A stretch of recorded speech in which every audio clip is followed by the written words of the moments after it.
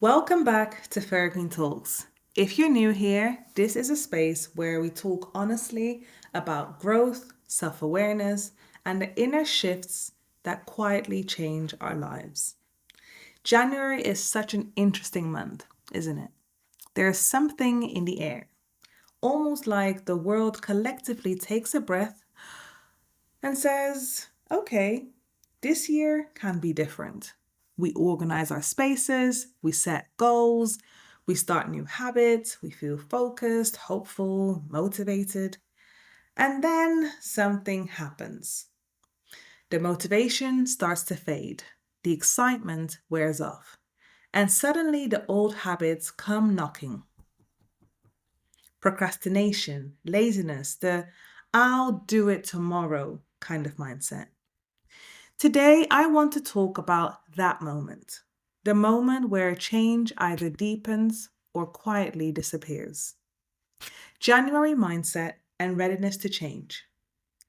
January gives us a kind of mental readiness, not because we magically become better people overnight, but because our minds are more open to change. We are willing to try, we are willing to believe, we are willing to imagine a different version of ourselves.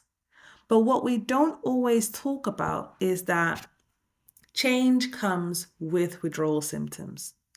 Just like when you give something up, your body and mind protest. Your old habits don't disappear peacefully. They try to pull you back into comfort, and comfort is dangerous because comfort keeps us in the same place year after year. Same goals, same frustrations, same conversations with ourselves. The withdrawal phase. Here's the truth. You don't realize the cost of your old habits until you try to leave them behind. When you stop procrastinating, your mind feels uncomfortable. When you stop numbing yourself, emotions surface. When you stop you choosing easy, resistance shows up. And suddenly the habits that don't serve you feel familiar, even safe. We tell ourselves, I'll start again tomorrow. I've had a long day. It's not the right time. But that discomfort you feel, that's not failure.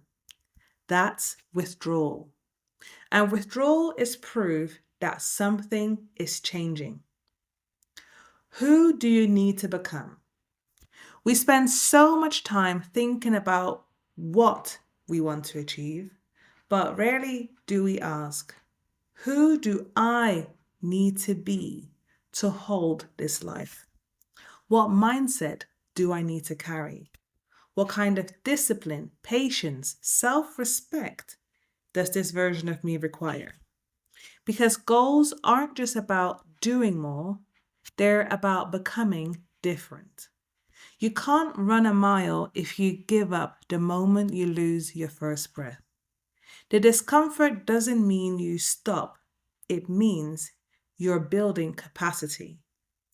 And the same applies to habits, mindset, and growth. The burst of energy analogy. Think about this for a moment. Have you ever had guests coming over unexpectedly and suddenly you find a level of energy you didn't know existed? You clean faster, you focus harder, you move with urgency. From nowhere, boom, a burst of energy. And here's the thing, that energy was always there. It didn't magically appear because guests were coming. It appeared because panic activated it. Now imagine if instead of panicking about what others might see, you panicked at the idea of giving up on yourself. What if the discomfort of staying the same scared you more than the discomfort of changing? That fire isn't reserved for emergencies. You can access it when the withdrawal symptoms hit. Reframing panic and self respect. We clean our homes to impress guests who won't notice half of the effort we put in. But what if we showed up like that for ourselves? What if you wanted to impress you?